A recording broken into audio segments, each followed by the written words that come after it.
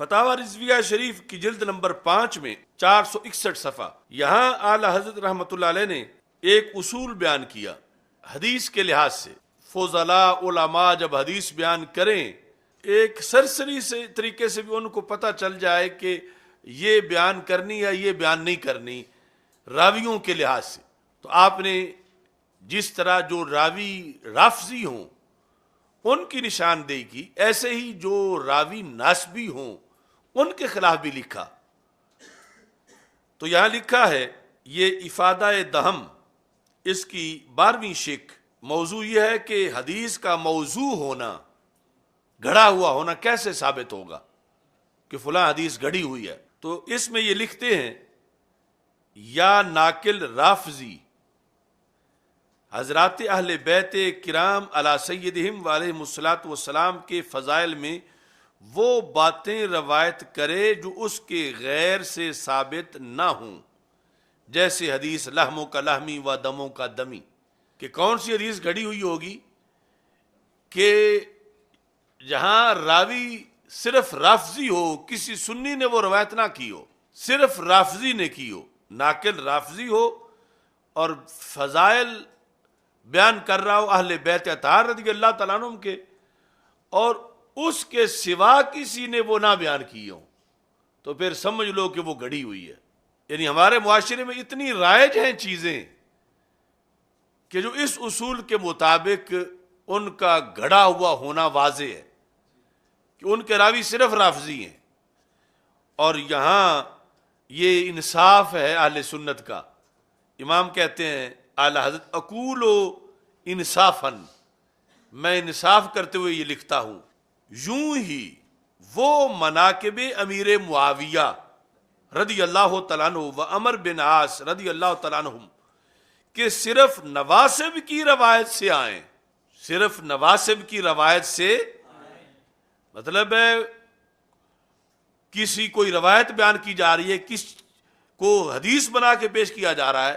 مگر اس کے راوی اس کا صرف نسبی ہے، پیچھے سنی نہیں ہے،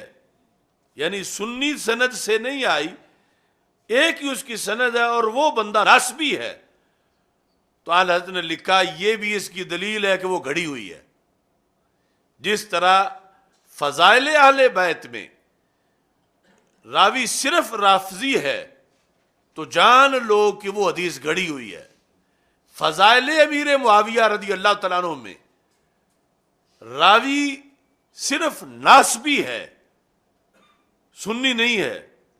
تو پھر سنی وہ بیان نہ کریں،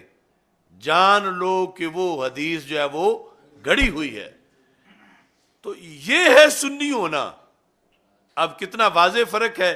جب ناسبی نے روایت کی ہے تو ناسبی تو وہ بیان کریں گے، مگر سنی وہ بیان، سنی نہ رافضی والی جو فقط رافضی نے کی، جو فقط وہ بھی بیان نہیں کرے گا، اور جو فقط ناسبی نے کی وہ بھی بیان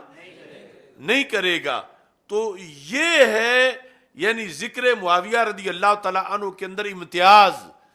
کہ جو ناسبی ہے وہ محض ناسبیوں والی بیان کرتا ہے، مگر سنی جو ہے وہ محض ناسبیوں والی اگر پتہ چل جاتا ہے تو پھر اس کو بیان نہیں کرتا، اور ادھر جو ہے جو محض رافضیوں نے روایت کی اس کو بھی شان اہل بیت رضی اللہ تعالیٰ عنہ میں بیان، یعنی یہ اصول ہے کہ اسے موضوع سمجھا جائے گا دونوں طرف، صرف ایک طرف نہیں، دونوں طرف۔ تو ناسبی ادھر تو موضوع سمجھے گا، مگر حضرت امیر معاویہ رضی اللہ تعالیٰ عنہ کے بارے میں موضوع نہیں سمجھے گا ناسبی کی روایت کو۔ لیکن سنی